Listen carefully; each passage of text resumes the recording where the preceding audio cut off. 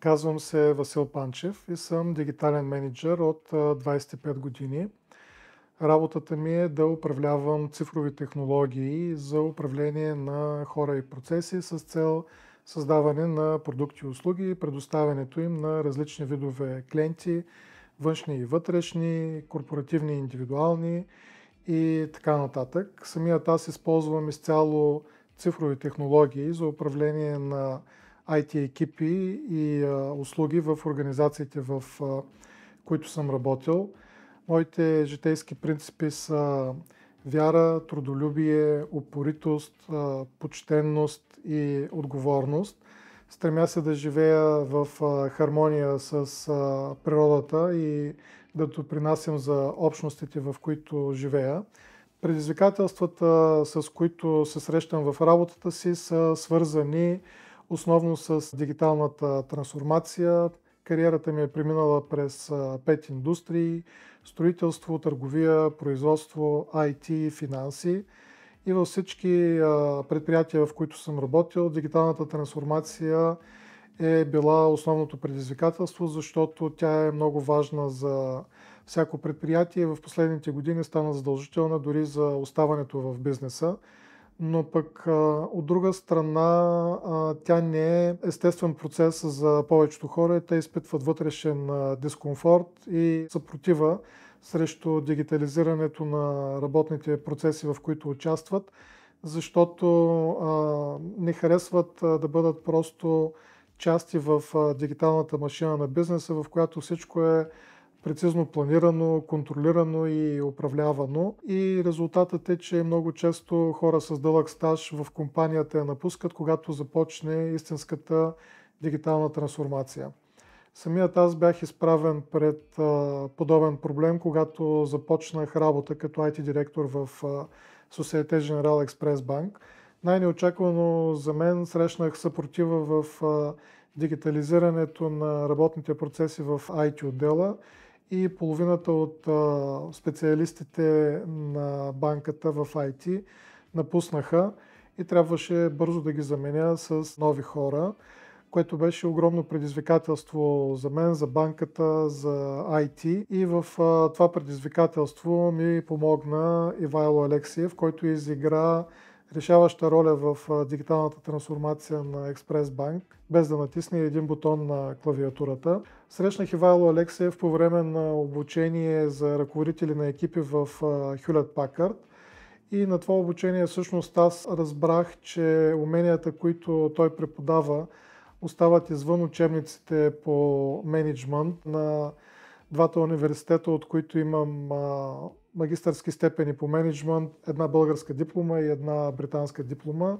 Тези дипломи ме караха да мисля, че знам всичко за управлението на хора, но обучението на Ивайло сериозно промени мнението ми и всъщност разбрах, че много важни неща за управлението на хора са останали непознати за мен, като най-важното от тях е факта, че хората вземат емоционални решения, а не толкова рационални. И за тяхното управление е изключително важна връзката, която менеджера изгражда с хората си, без да навлиза в личното им пространство.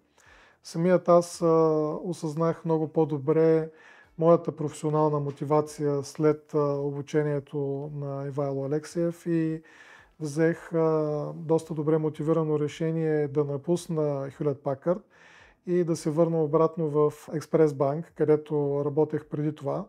И бях напуснал, защото смятах, че съм срещнал непреодолими трудности. Връщайки се в банката, аз отново потърсих помощта на Ивайло Алексиев, за да преодолеем тези проблеми, които имах преди. И както вече споменах, бях поставен в една сложна ситуация, в която трябваше да изградим отново структурата, организацията на IT отдела на банката с нови работни процеси, с нови начини за мотивация на хората, с изграждане на нова работна етика и нова лоялност към вече променената организация. С Ивайло започнахме като първо направихме диагностика на целия менеджерски състав на IT отдела, изградихме менеджерски профили на менеджерите в отдела, които анализирахме и се подготвихме за следващите стъпки. Започнахме с няколкодневен семинар само за менеджерите. Този семинар помогна на хората да осъзнаят новата си роля в променящата се организация. Вследствие на това осъзнаване някои разбраха, че всъщност това не е тяхното правилно място и някои смениха позициите си. Мисля, че много малка част, може би единици, решиха окончателно да напуснат банката, така че трябваше в последствие да намерим правилните хора. Това обучение, след като хората осъзнаха ролите си, ние заедно направихме пътната карта за развитие на IT отдела на банката и за дигиталната трансформация през следващите 3 години. И трябва да кажа, че успешно изпълнихме тази пътна карта, въпреки многото предизвикателства, които имахме по пътя. Много от тези предизвикателства се оказаха напълно неочаквани. Накрая бяхме поставени в една много трудна ситуация, защото разбрахме, че Société Générale са решили да продадат Експресбанк в България, но ние трябваше да продължим с започнатото и да го доведем до успешен край, за да може и самата сделка по продажбата да бъде максимално успешна.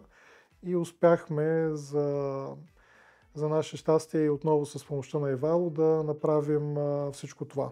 От няколко годишната си работа с Ивайло Алексиев аз получих много важни умения за всеки един менеджер, как да изграждам емоционална връзка с хората си и как да се развия от менеджер в лидер. И всъщност по този начин аз успях да преодолея грешката, която съм виждал други мои колеги да правят, след като бъдат овластени ръководители, да не могат да изградят емоционалната връзка с хората си и да ги превърнат в слуги.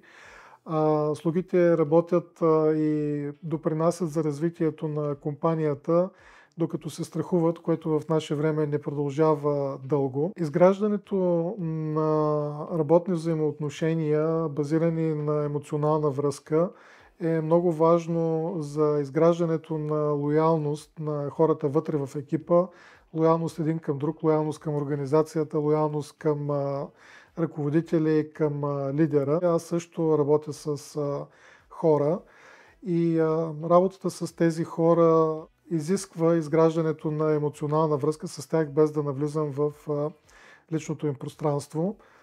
И това умение аз научих от Ивайло Алексиев и Алексиев Груп. Говорейки за дигитална трансформация, трябва да кажа, че следващата голяма крачка в тази посока ще бъде въвеждането на изкуствен интелект.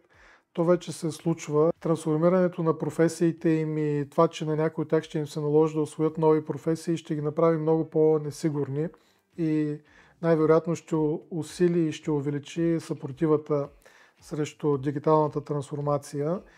И тук, за да запазим хората си, уменията, които Ивайло Алексиев развива и преподава и ни помага на нас като менеджери да развиваме, стават още по-важни, защото в тази нова обстановка на нова несигурност за хората, създаването на лоялност и на емоционална връзка с тях ще стане още по-трудно.